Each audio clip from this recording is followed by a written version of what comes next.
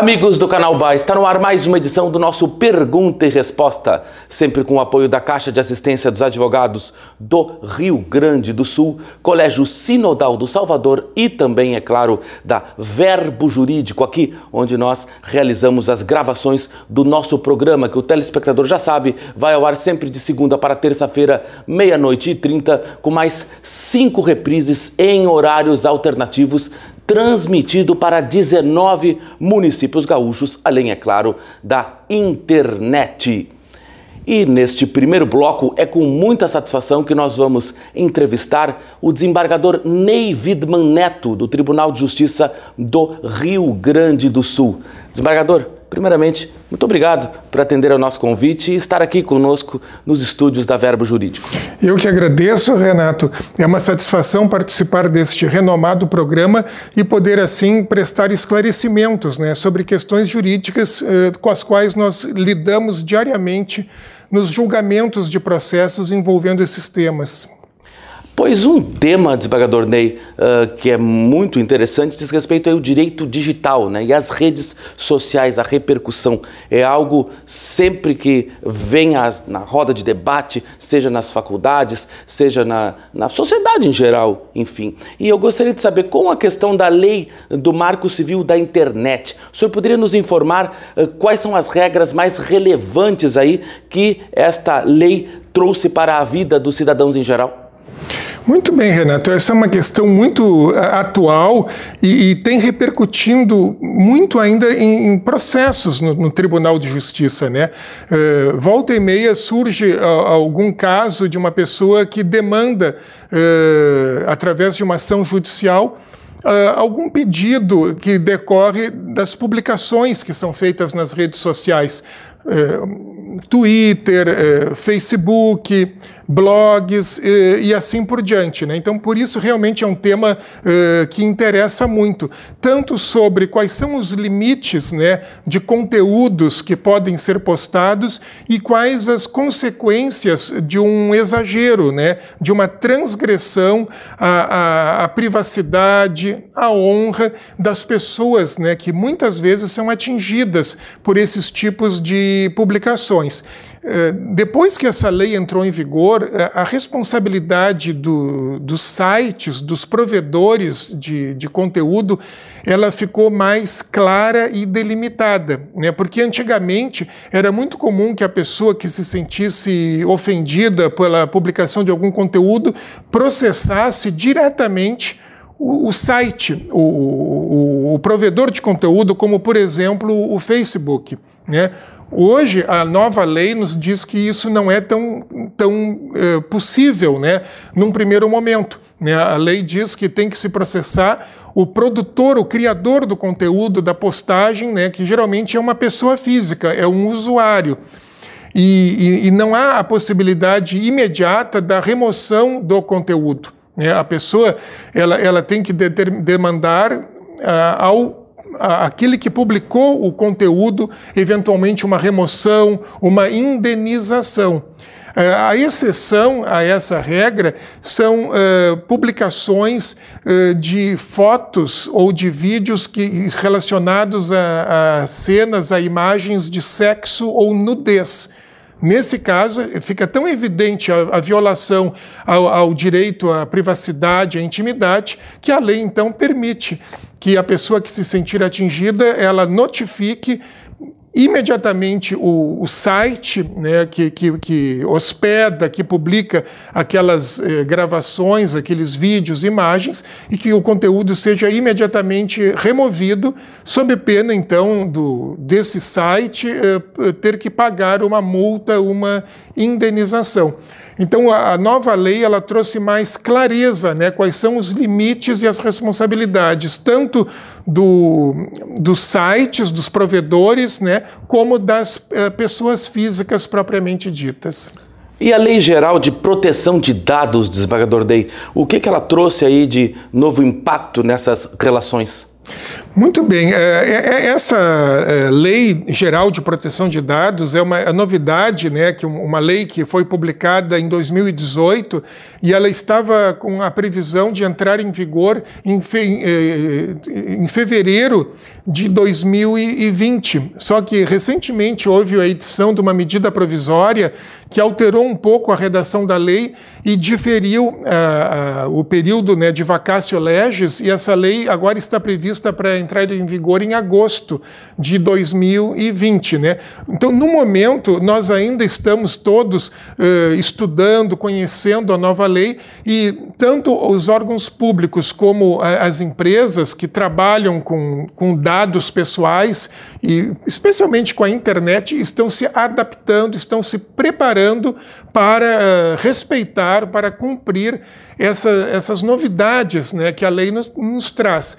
De uma maneira bastante simplificada, eu diria que essa lei ela obriga que aqueles sites, né, aqueles serviços que são feitos onde os dados das pessoas são coletados, como, por exemplo, os nossos nomes, endereços, número do nosso CPF, nossa data de nascimento, os sites que nós navegamos, os nossos hábitos de consumo, né, que tipo de compras, eventualmente, nós estamos fazendo através de algum serviço online, né, compras pela internet.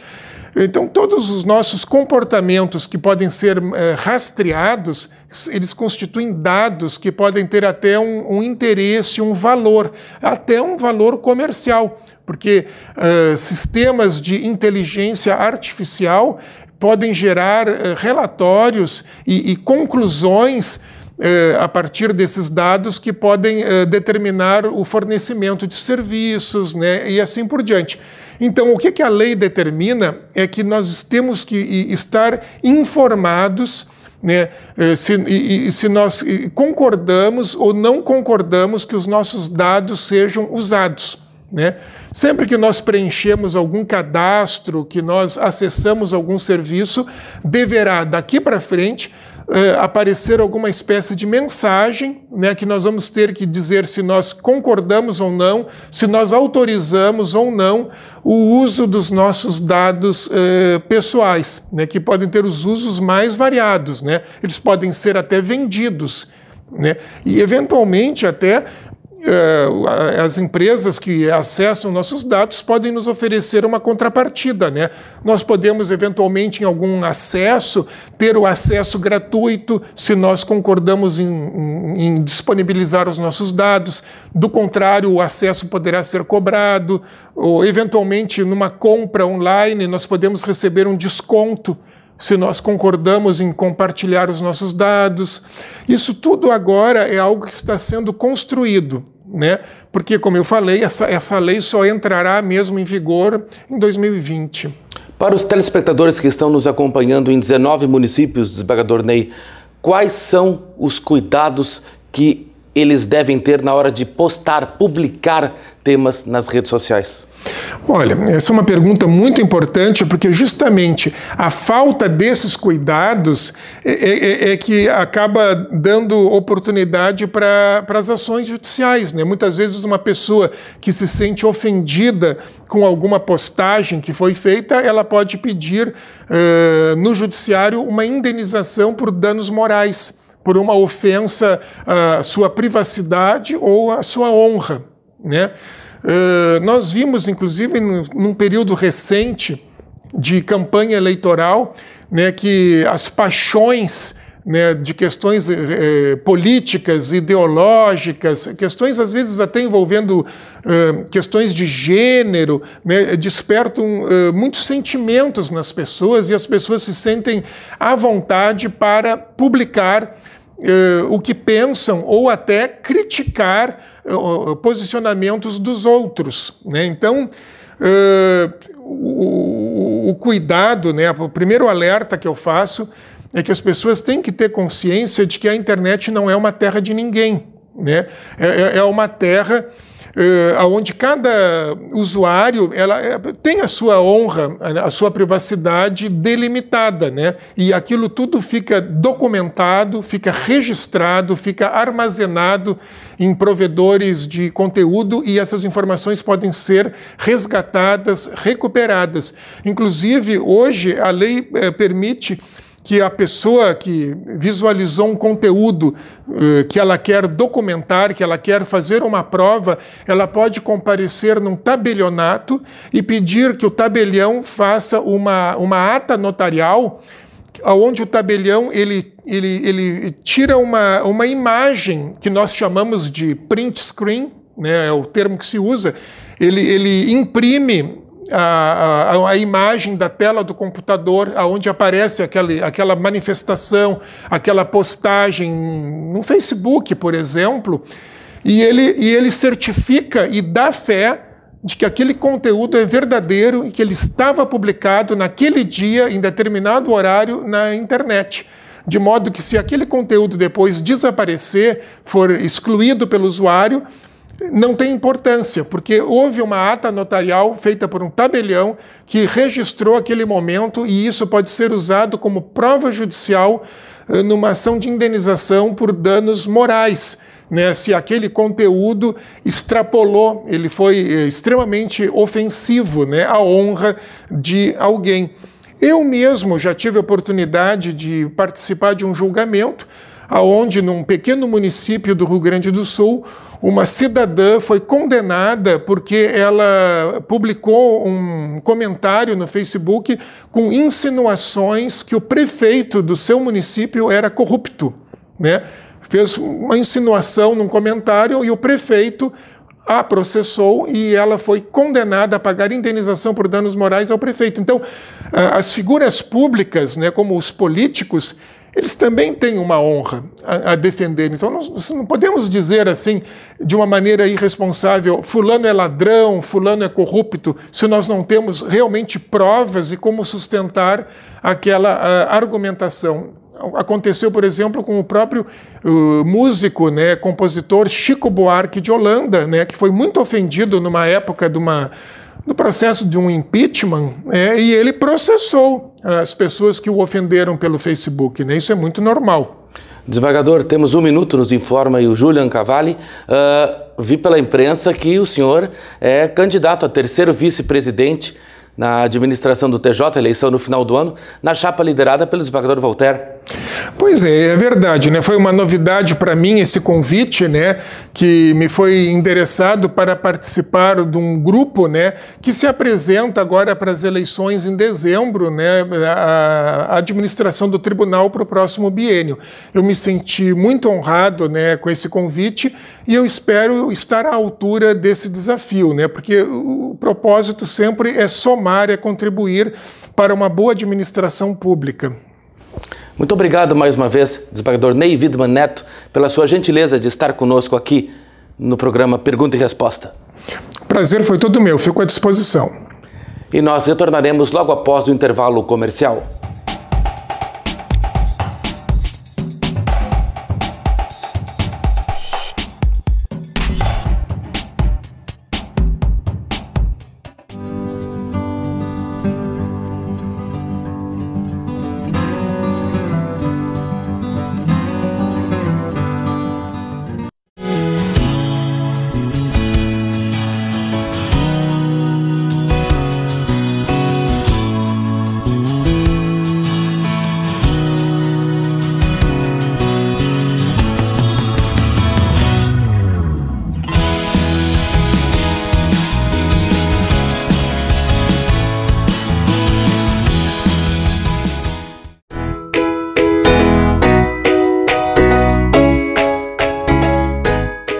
Olá, mais um Perguntas em Tons de Rosa para você, trazendo informações exclusivas, né, Tatiana?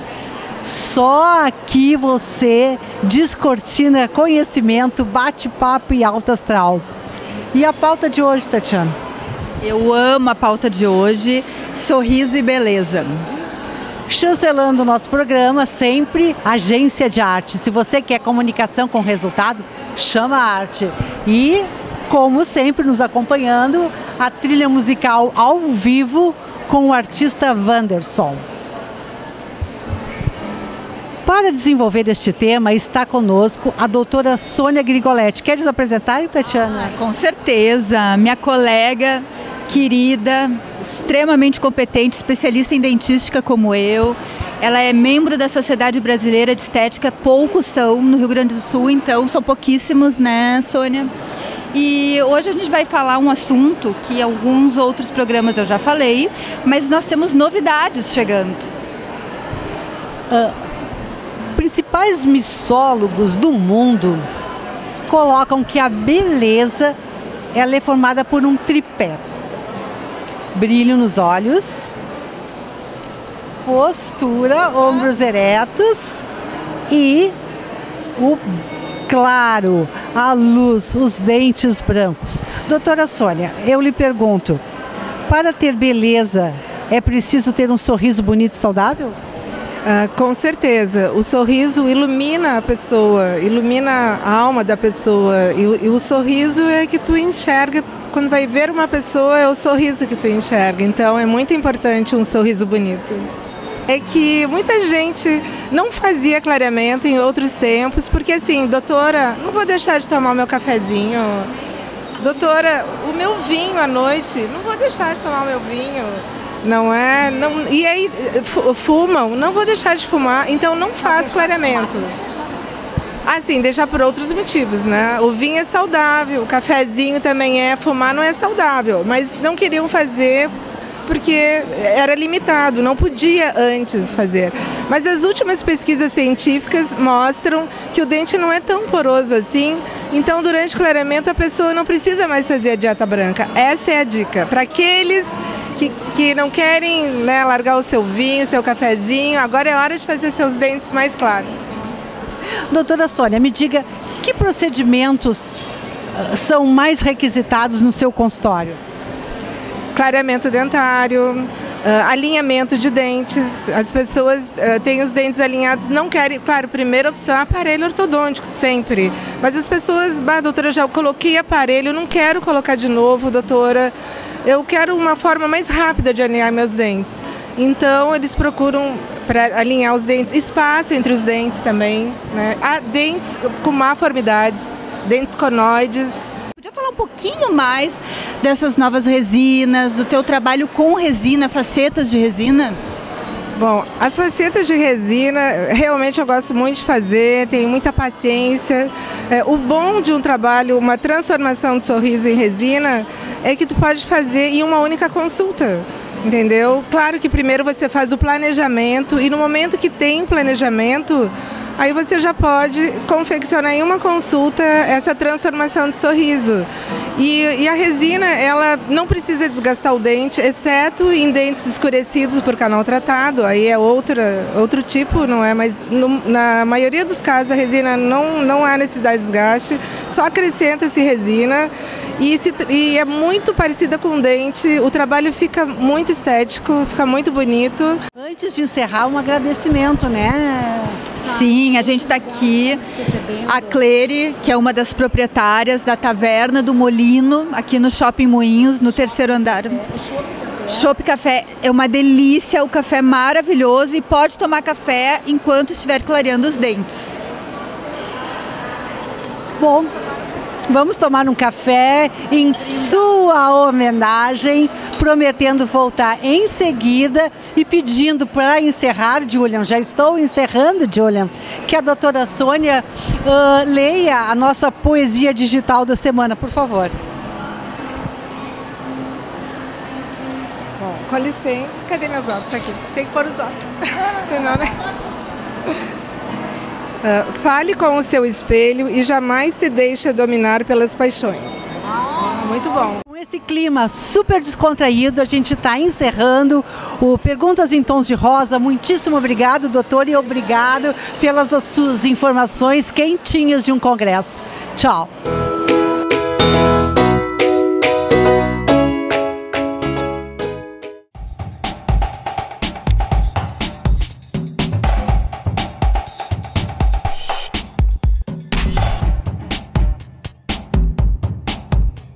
Estamos de volta com o nosso Pergunta e Resposta aqui pelo Canal Bá para 19 municípios gaúchos. Agradecendo aí a Cristina Forte, que no intervalo apresentou Perguntas em Tons de Rosa. E é com muita alegria que neste segundo bloco nós vamos entrevistar o presidente do Fórum de Defesa do Consumidor, Dr. Alcebiades Santini, que também é conselheiro da Agergs. Muito obrigado, Dr. Santini, por essa gentileza de atender ao nosso convite, meu e do Julian Cavalli, estar aqui conosco no Verbo Jurídico. Primeiro, atender um pedido desse mestre da comunicação sempre é uma satisfação. E é um dever, né? Eu acho que a sociedade, de modo geral, tem uma carência de ter informações precisas, objetivas e confiáveis. Nós hoje temos uma gama e uma avalanche, né, de informações, e a gente tem que saber separar, digamos aqui, o que é essencial e o que é secundário para poder ter uma vida tranquila, harmônica, respeitosa entre todos os atores da sociedade.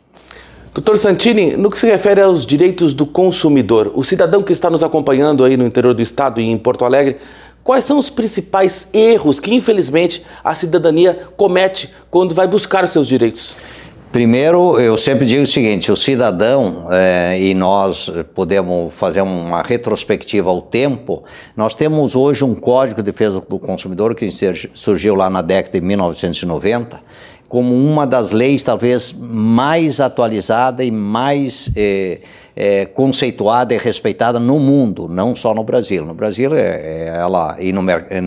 na América do Sul, ela é referência. Porém, né, ao longo de praticamente 30 anos, quase 30 anos, nós ainda temos que avançar muito, porque nós temos direitos e deveres. Não só o consumidor, como o fornecedor tem direitos e deveres. E eu sempre uso a mesma máxima, né, que na relação de consumo nós temos bandidos e mocinho dos dois lados. Nós temos consumidores conscientes, responsáveis, etc., que respeita, pesquisa, compara e compra produtos, né, de origem fidedigna, né, exige cupom e nota fiscal, que esse é o primeiro dever do consumidor, sem o qual, não tendo um contrato na busca da prestação de serviço, ou não tendo o cupom fiscal ou a nota fiscal de um produto, ele não tem como provar a origem e buscar seus direitos, né? Então, mesmo que o risco, o problema criado é pequeno, sempre pensa e age coletivamente. Busca os órgãos de defesa do consumidor, e aí na escala nós temos o PROCON. Primeiro, quando há o conflito, a recomendação básica é superar o conflito junto ao fornecedor. E aí, normalmente, a maioria das perguntas que vem a nós, dos consumidores, mas eu procurei o vendedor e o vendedor disse que eu não tenho direito. Não esgota com o vendedor. Procura o responsável da loja, do estabelecimento comercial, enfim, e todos na cadeia da produção até a distribuição final são responsáveis através de uma forma direta, objetiva. Então, não cabe o lojista dizer, não, esse problema não é comigo, é com a indústria. Não. Todos são responsáveis nessa cadeia, da produção até a distribuição final.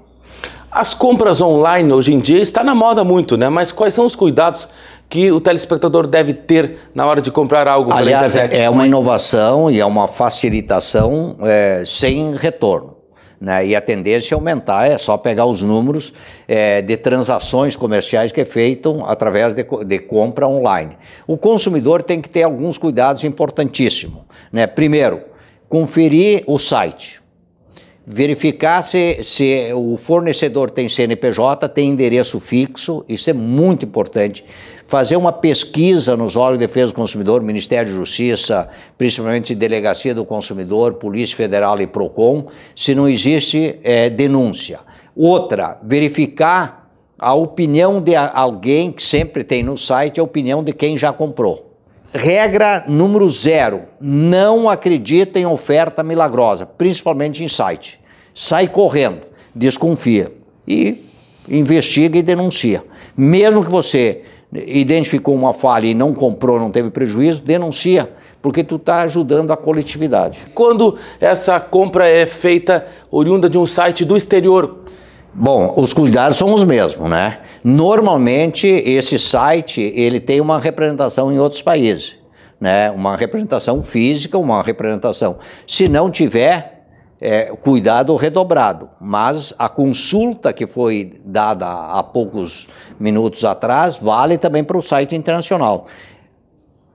A fiscalização, talvez em outros países de primeiro mundo, não estou dizendo eu, né? Ela é mais rígida, mais rigorosa. Então o risco é menor. Então, em tese, né, dá para comprar, não há problema nenhum. Eu faria sempre uma experiência, não compra muito. Faz uma experiência, né, de valores que seja compatível com a tua saúde financeira. E aí é o seguinte, vê se há a entrega dentro do prazo combinado, etc, etc. Caso contrário, para reclamar um site que não tem representação no seu país, fica muito difícil. Mas é um risco e é uma segurança, porque sites, né, conceituados hoje, né, que não vamos citar nenhum aqui, mas são vários, né, tu compra e não tem nenhum problema. Agora, se o produto vem via, nós já compramos situações assim que o produto vem via Correios, e aí chega no Brasil e desaparece o produto. Bom, aí tem que responsabilizar o Correio. Estou dizendo o Correio, poderia ser qualquer outra empresa de entrega dessa mercadoria. Mas isso aconteceu comigo, né? E aí tu tem que, muitas vezes, a última instância é Poder Judiciário. Muito obrigado pela sua presença aqui na Verbo Jurídico. Professor Renato, muito obrigado, nós que agradecemos e sucesso nesse programa. E neste ponto encerramos mais uma edição do nosso Pergunta e Resposta. Até a próxima!